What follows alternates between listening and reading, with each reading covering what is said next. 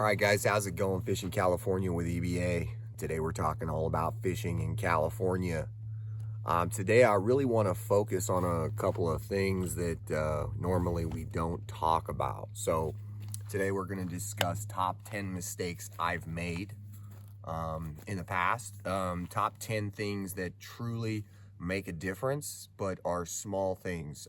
Sometimes overlooked as small, irrelevant things that actually do end up making the difference between a successful day on the water or a not so successful day on the water, mixed in with trials, errors, and obstacles which you'll face. So today let's talk about it. Let's talk about 10 mistakes that I've made in the world of fishing, whether it be freshwater or saltwater, but predominantly freshwater is what we're going to cover here.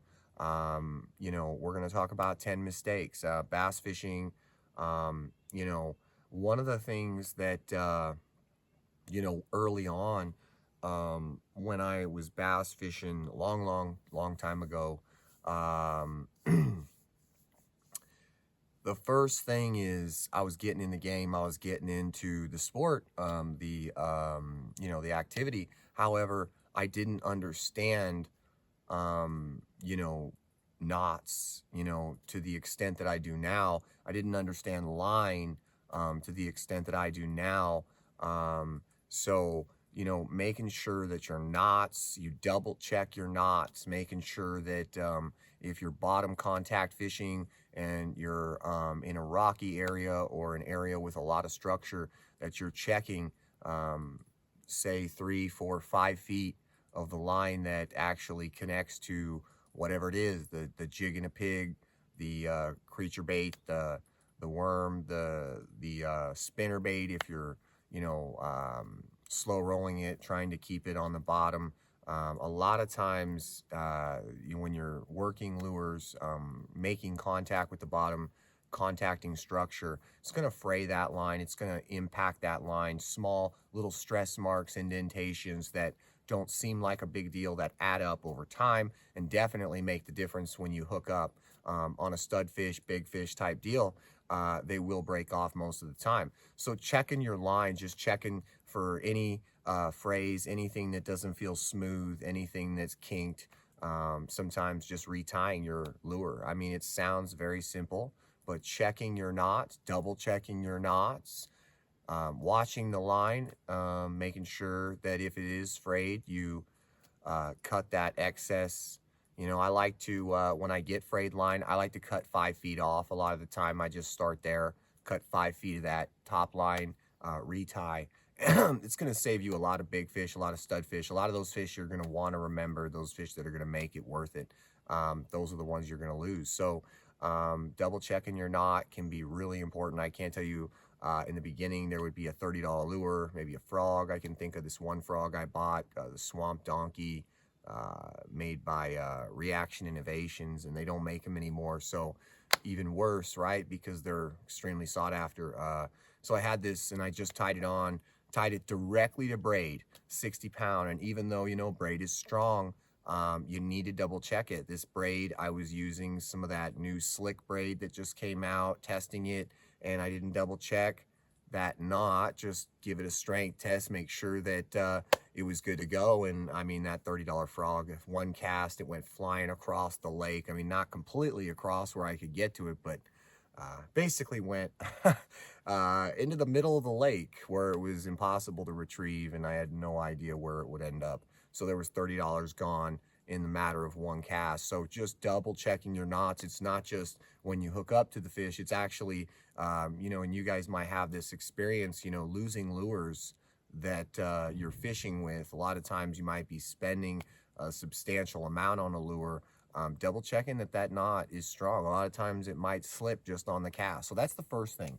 The second thing I really want to focus in on is, sometimes I went out and I said a bait is a bait is a bait, right? Because a bass is a bass is a bass, which is what a lot of people try to tell you. A fish is a fish is a fish.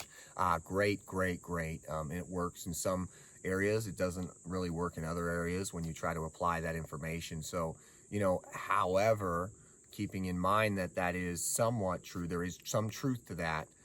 There's a lot of things that, are not consistent in that thought pattern.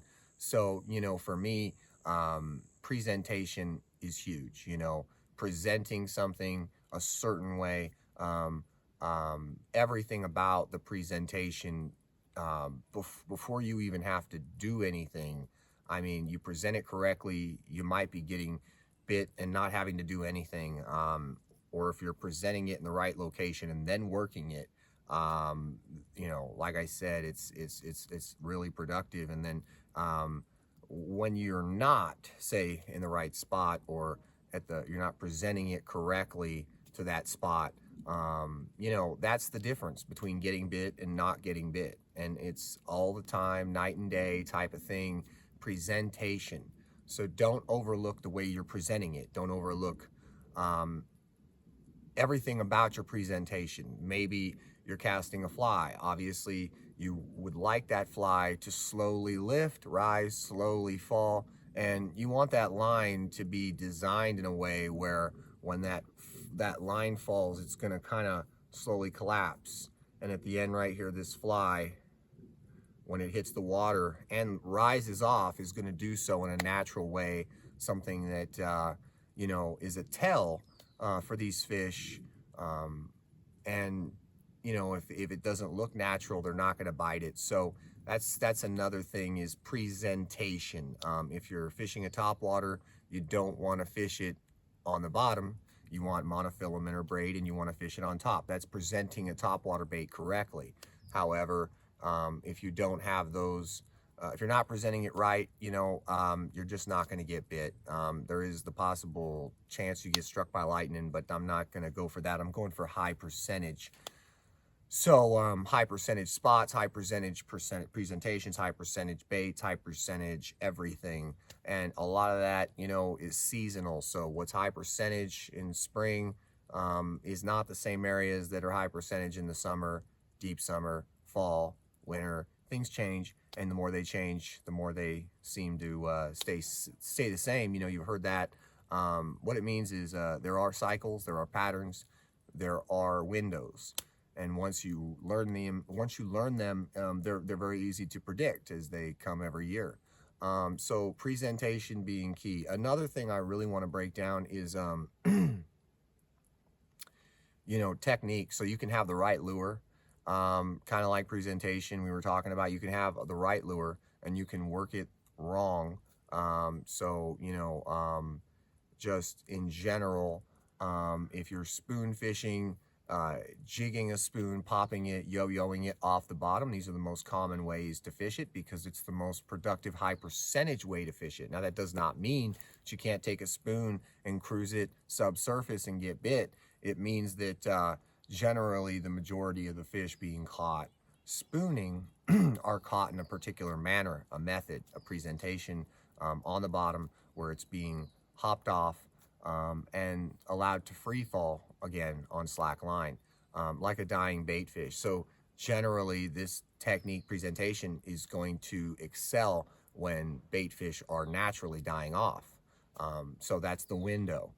When, certain things in the lake, I already know, you might know. Let's talk about it. Extreme heat, extreme cold, extreme conditions in general create die-offs for a lot of these bait fish, a lot of these juvenile fish. So that's what you're looking for. Those are the moments you want to pull out the spoon and do what a spoon does best.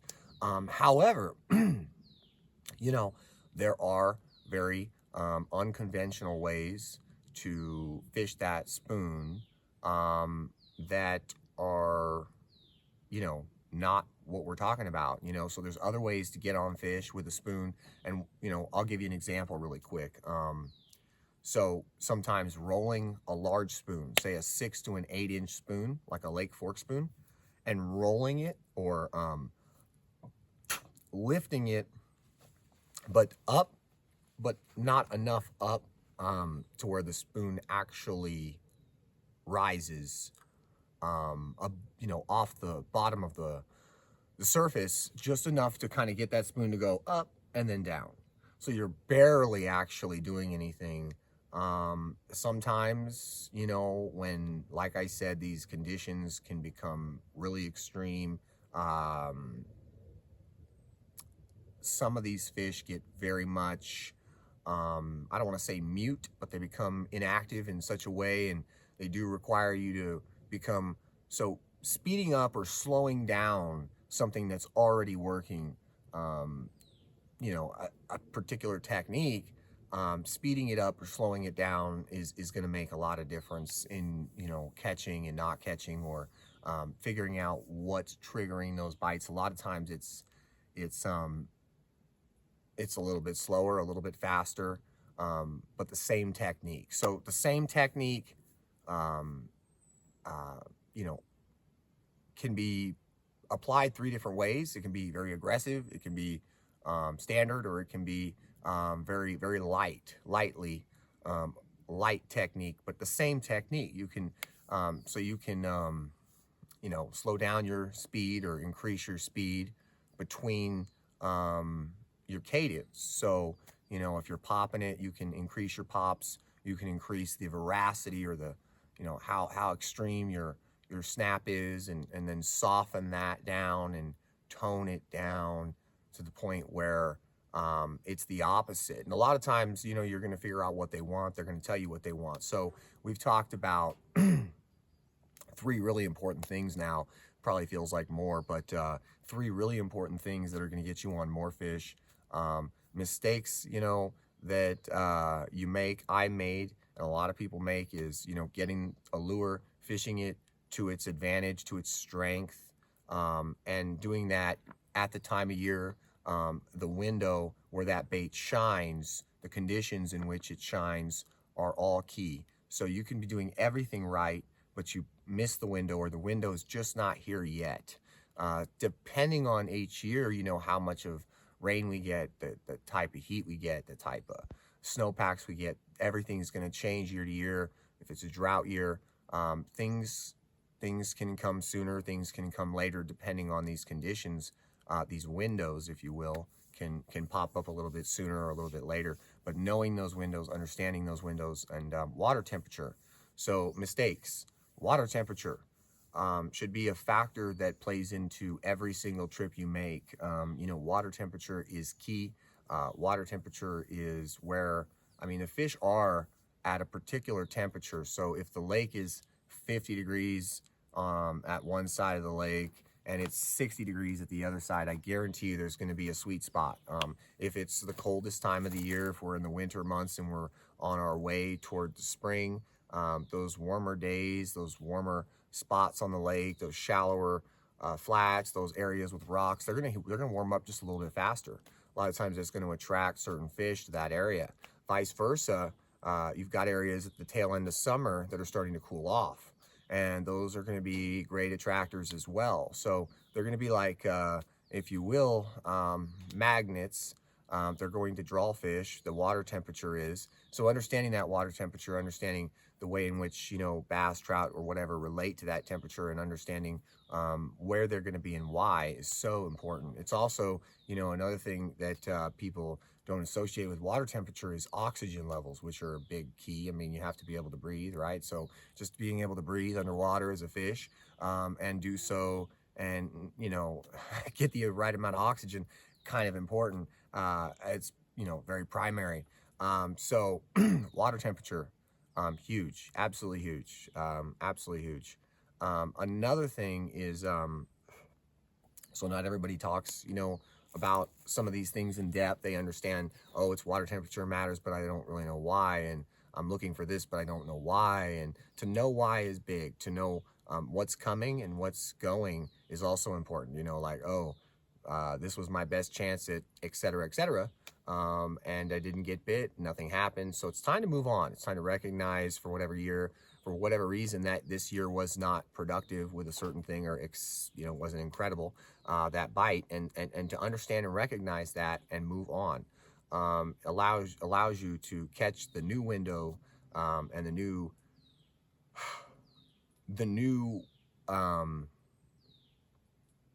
the new situation, because that's really what this is. This is a fundamental variety of factors that create situations, and you have to be able to try your best to read the situation to understand what these fish are doing. So you know, another thing I would say is bass fishing, you know, or trout fishing. I got a lot of people, it's a trout season, it's bass season, it's panfish season. Let me tell you something, guys. That's kind of like, I don't want to like get to let's just say it like this. You know, bass season's all year long.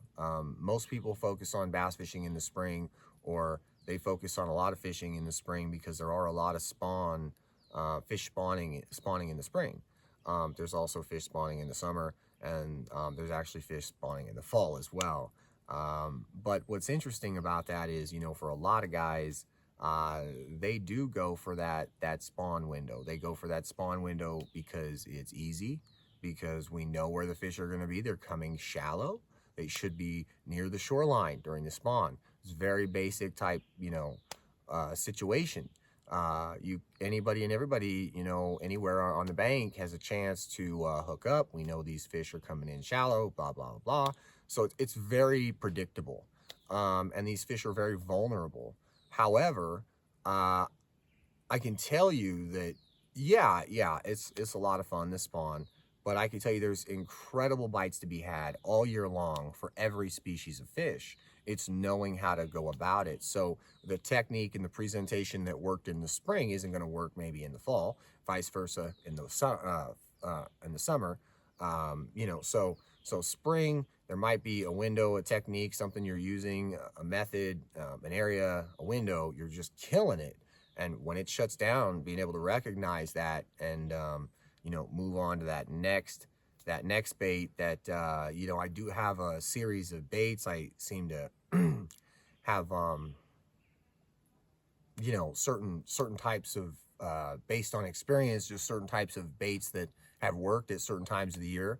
That's another thing I don't hear a lot of people talk about, is draw from your experience. So, you know, a lot of people, they talk about like, you know, oh, I this, I that, and I'm, you know, you can pay attention to what you're doing, and it's going to help you greater than, you know, necessarily just listening to the doc talk. Because if you really pay attention to what's happening around you when you're fishing, you know, if you log in your mind, okay, I was able to hook up here, this is what I was doing, this is what I was using, this is my presentation. And then, you know, maybe you get a couple days where you're just trying to dial it in, and individually these fish and these hookups, they don't add up to much. But when you actually take all that information together, you start to understand what they're doing, how they're reacting, in a positive way, what it is you're doing, that you're getting doing. So these are the type of things, it's like, okay, that's what they're doing, that's what they want it, that's how they want it presented. I'm gonna, you know, maybe copycat that. So if they're hitting the spoon, it's okay to, you know, throw a spinnerbait out there and yo-yo it. It's actually highly productive. You know, you can also yo-yo lipless crankbaits. You can also jig, you know, a hair jig. You can get 12 different, you know, variations of a hair jig. You can jig anything really, a grub, minnows, creature baits, crawfish imitation creature baits. But it's incredible how, you know, it's a technique that everybody looks at. It's a spoon technique, and yet we can incorporate, you know, maybe a dozen different lures in that same slot, and do well, you know. But like I said, you know, all this stuff is going to be the difference between catching and not catching. So let's go ahead and let's talk about the next thing. The next thing is, you know, thinking that high-end gear is going to make you better or give you an edge. First of all, I found out that's, you know, not true at all. You know, if you know how to get the most out of your gear, I don't care if it's a $20 bait caster spinning reel, or if it's a $200, or it's a $900 or $500, it doesn't matter. Do you know how to use the equipment? Are you fluid? Are you confident? Can you, you know, do you actually know how to side cast, lob cast, overhand cast, flip, punch, pitch an item, I'm sorry, flip and pitch an item? Do you know how to skip an item under a dock, or just skip an item in general to get reactions, draw reactions? Do you know how to do this? And if you don't, you know, I don't think that just spending more money is going to fix that problem. I think it's going to take some more time using that equipment, really playing around. Sometimes myself, just sitting around in the yard or something and just practicing when the weather is just terrible, snow, and just practicing every little thing that maybe you don't feel you've mastered yet. And once you do absolutely get it down, you're going to notice that high-end equipment like reels is very nice to have, very nice to have. However, generally the features I see are they're generally lighter. Obviously, higher quality components lead to higher, longer life, durability. However, you know, it's not a bad idea to get a $20, $40, $50 reel, knowing it's only going to last for 2 years, rather than buy a high-end reel that you maybe aren't getting the most out of. You can't use to its fullest potential because you don't have the experience, and you spent $500 on it, and it might frustrate you a great deal, that you spent so much money, and yet, you know, it's a bit of a struggle. And what that really comes down to is once you can cast on a cheap reel, once you can take a cheap bait caster and you can, you know, make it sing, make it dance, make it do everything and anything, then it's worth it. Then it's worth it to pull out that money and buy that bait caster. That's big money, and really get, you know, get the most out of it, use it to its fullest, and understand how to use it to its fullest. And I don't think there's a reason to get like a high-end computer you don't know how to use. You don't know what you're going to do with all this new tech. I think it's much better to start with a, you know, base model, understand it very well, and then spend that money so you can get the advantages of it. You know, so that's another thing is, you know, if you're at, you know, a beginner level, don't think that getting the advanced level equipment is going to help you get on fish. It's not going to help you at all. It's going to look cool. It's going to feel great. You're going to get a little bit of a buzz, maybe, or some kind of a high off of, you know, look at my steez, look at my Stella, look at my, man, these things are gorgeous and they're smooth, and oh, this is, you know, this is, you know, fine machinery. However, using it to its potential, yeah, that's a big deal. So another thing I want to talk about is, you know, the even on the same note, you know, but it's a different thing, is, you know, lures. Like sometimes people are like, I'm going to spend more money, I'm going to get the best lure. Sometimes the best lure isn't the most expensive lure. However, on the flip side, the best lure is not the cheapest lure either. So it's in the middle. You know, a lot of times, a lot of guys, they spend more, like myself included, to get bites, to get on bites, to figure things out that they maybe,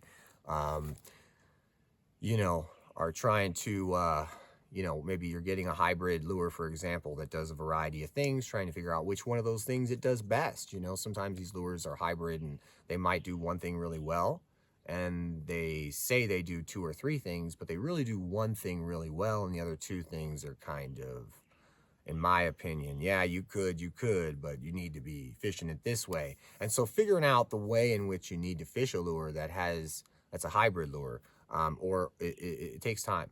And understanding that spending $20 or $30 is not going to get you 20 to 30 more fish.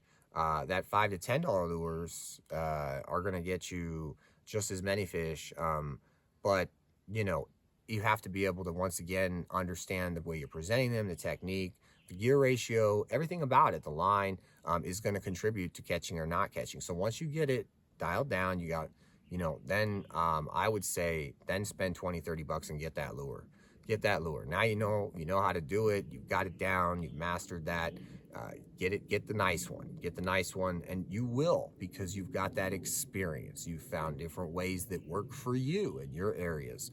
And you can apply those to the next lure you buy, which is going to be designed better. It's going to be made better. It's going to have better paint job. It's going to be this. It's going to be that. And it's going to do what the other one did, but better. It's going to be more expensive, but it's going to get you on more fish because you have that experience. So drawing from experience, I would say, would be like the seventh thing that's very important is, drawing from personal experience, definitely in the moment, making the right changes, in the moment, making a change that benefits you. A lot of tournament anglers talk about this. However, it applies to every angler every day they go out. The tournament anglers, they kind of think, well, we're special, we're fishing for money.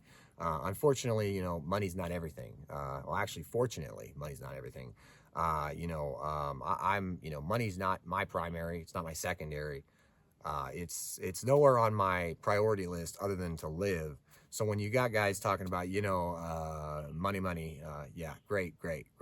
However, what it comes down to is being able to make changes, being able to recognize, like I said, something is happening, something isn't happening, the conditions have changed, something is not, things have changed. And adapting, being able to make changes on the spot, on the go. This is going to help you. This is versatility. This is, there's something special though about the feel, the innate, an angler's ability to draw from a variety of things to come to a conclusion about, what they're going to try next, what type of bait, what type of area they're going to present it to, why, how they're going to work it. And what this really allows you to do is it allows you to find the next thing that's wide open, the next bite. When I see a lot of guys go fishing, I see them go with, a lot of rods. They go fishing with a lot of rods. Sometimes they bring a lot of equipment. I'm kind of the guy who has definitely changed on that. I'm going to go out with, 8 baits, maybe 3-4 rods at the most on a boat, now, because I already have spent a lot of time trying to figure out what, why, when, and where. And then applying these 8 baits on, say, 2, 3, 4 rods, it allows me to really, really focus. Figure out with these versatile baits, these versatile rods, what's triggering them, what do they want, where, how are they reacting, and what, like I said, what is that next window, that next bite window. So another thing people don't talk a lot about, mistakes I made, we didn't know how important colors were. We bought a lot of colors, lures, and colors that were terrible. Not for our region, just not good maybe in any region. Some of these colors are bubblegum pink. Some of these colors are cream white. Some of these colors are opaque white pearl. Some of these colors are yellows. If you get some yellows, some sunrise. No, yellow is not a good color. It's high vis, but it's not good. So stay away from these extravagant colors, some of these extravagant colors are not just a waste of your time, they're a waste of your money, they're a waste of your day, they're a waste of your energy. If you just change that color, you'd be shocked at how fast you might get bit. It could literally be, you can't get bit all day, you change the color, and all of a sudden you drop the bait down and you got one on, and you're a little bit shocked because you haven't really been getting many bites or any bites at all. That's how the power of color can actually persuade. Really comes down to natural, what's natural, what are they keyed in on, and that's something else I'm trying to figure out is, everything like we're talking about is really these fish are keyed in on something. Maybe they're keyed in on dying bait fish. Maybe they're keyed in on crawdads on the bottom. Maybe they're keyed in on aquatic insects, flies on top. Maybe they're keyed into the hatch. Maybe they're keyed into the polywogs. Maybe they're keyed into the sculpin. Maybe they're keyed into just bait balls. And they're roaming the waters just trying to find these bait balls. I mean, there's a lot of different ways that these fish get, they get into these cycles, they get into these. So that's really what we're trying to figure out when we're going out with those 8 baits, 2 to 4 rods. I think going out with all these rods, I think can get in the way. I think for some guys, maybe it doesn't get in the way. But for me, I've got so much time that day to figure out everything I can. And the way I'm doing it allows me to understand more.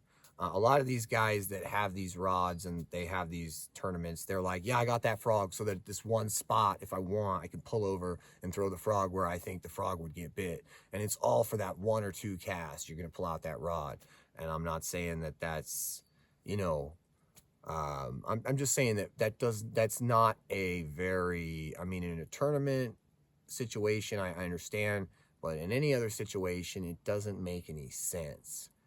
And, you know, my favorite part is to watch as things come and things go, but stay the same in certain ways. So got a lot of guys out here doing things that have been done for many, many years, decades, centuries, acting like they're doing something new. That's a problem in the world of fishing. A lot of this stuff is not new. 95% of it's not new. You think it's new because they've repackaged it and sold it to you as a new innovation. In reality, it's a variation of something that goes back to an old concept long, long ago that was patented even long before that. So it's a very complex situation.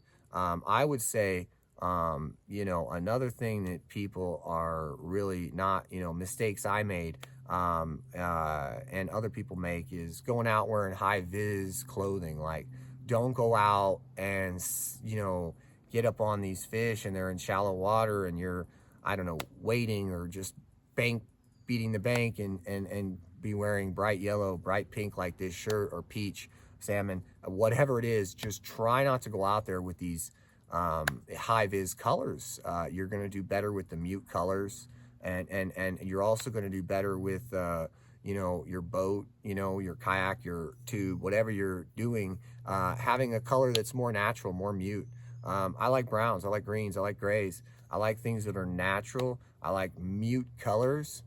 Green matches algae, brown matches, you know, a lot of things, wood, mud, etc. Black's also a good color. Gray's a good color because it kind of blends in with the sky, with the water, the sky, a lot of the time. So those are great colors, you know, having those, your boat, your tube, your kayak with those colors on the bottom instead of, say, a high vis color. Actually makes a lot of difference if you're, you know, in the shallow, mid-range columns, and you're not in deep water fishing. These are the kind of things that make the difference. Another, you know, mistake I've made in the past would be to, you know, try to use old equipment that is past its time. So maybe you've got some line that's been sitting in a box for 10 years, you don't want to throw it away, and you rig it up on a rod and it just starts to fail. Maybe you try to repair a rod that is totally okay. Like, you know, ideally it's like, there's no reason we can't use this rod. You put a new tip on it, and that rod maybe isn't going to perform the way it used to perform. So when you have a rod that breaks, you can't expect to get the same action. It doesn't mean that the rod's garbage, but it means that sometimes you might have to slightly change the way in which you fish that rod. So just, you know, breaking 6 inches off your 6'6", for example, and going out and trying to still use it for the same weight class, you know, it's highly possible that, from my experience, that you have to upsize the weight class, or at least knock off that bottom third of the weight. So if it's 1/8 to 3/8, I would, you know, pretty much look at it like a 1/4 to 3/8. Like, I need to throw a 1/4 ounce, 3/8 ounce. I can maybe put a 1/2 ounce on this and overload it, but because it's shorter, it's stiffer. You know, little things like that. When you're, you know, I would say another thing, guys, is mistakes, big mistakes. We're going to talk about them. Probably should have threw this out. Number one, throwing away old plastics, you know, throwing away old plastic baits that you don't use anymore. They're sitting in your tackle box. They're all tore up. They're ripped in half. Get some mended, some plastic mended. It'll fix all this up real quick. You know, a couple minutes later, you got a bait that was torn in half that looks brand new. Saves you a lot of money. One bottle of Mendit, $9. You could probably do a couple thousand baits, repair them. So a couple thousand baits that might be anywhere from 25 cents to $2 in value that you're paying. It works. It works very well, and there's no need to throw those baits away. I really, you know, I want to keep going and keep going, and I hope that right now this information has helped you guys. But I would say the last thing I'll mention is sometimes you don't need to, you know, mistakes I made. Don't buy the most expensive hook thinking it's the sharpest and oh, a fish of a lifetime, and that's all a selling gimmick. What you want is a strong hook, and there's a lot of strong hooks out there. You know, one of my favorite hooks is just your old bait holder type hook, the very cheap ones, bronze, very simple but very strong, very natural. The color bronze, probably my favorite color for hooks. I mean, it's just incredibly productive. It blends in with the water. Yeah, I mean, it's a strong hook. I've never had one bend out, and they cost me 2 to 4 cents each the way I bought them in bulk. So guys going out there spending $2 on a hook, that's crazy, dude. I don't care if it's made of titanium. I don't care if it's I don't care what it is. You're paying too much for that hook. You're paying for that hook thinking that it's gonna be the difference. If you really want the you know, say, oh, my hook needs to be sharper, you can hand sharpen it, but it's a lot of money, and I don't think it gives you any advantage. I think it's a mental advantage in your mind. I think you feel better. I think you're paying for that, and I think it actually has no merit in the field. I think that when you're actually fishing, it means nothing. It's you know, you're gonna have the guy next to you, me, using a 2 to 4 cent hook, just mopping them up, and you're gonna be over there with a $2 to $3 hook. And when I snag up, I don't care. When you snag up, well, life's not fair.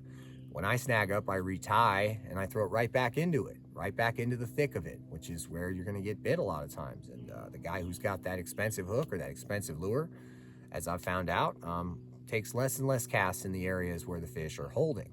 Structure areas, high likely, high percentage snag areas. So I hope this video helped you guys. If it did, let me know. I'll make another one. We'll get on page 2, part 2 of this, and we'll talk about other things. I wanted to cover these because they're basic. They're kind of basic across the board things. A lot of people need to know. A lot of people, they should know. And a lot of people, I hope this helps them out there save money, get on more fish, and be more productive with their time, because time is so essential. Keys to the, really the keys to the city, or the keys to the water, time on the water. So I hope that you guys get out there and get on some fish. Hope you enjoyed this video. Smash that like button, hit that sub button. We are a very small channel trying to grow. We are all about helping other people. We are not about money. We are not about who our sponsors are. We don't care. I've had opportunities and I've passed them up because they want me to sell things to you that I don't actually believe in. And unfortunately, the professional world of fishing is a lot of guys doing just that, selling you things that it's all about the money. It's not about like, hey, they would actually use it. There's a lot of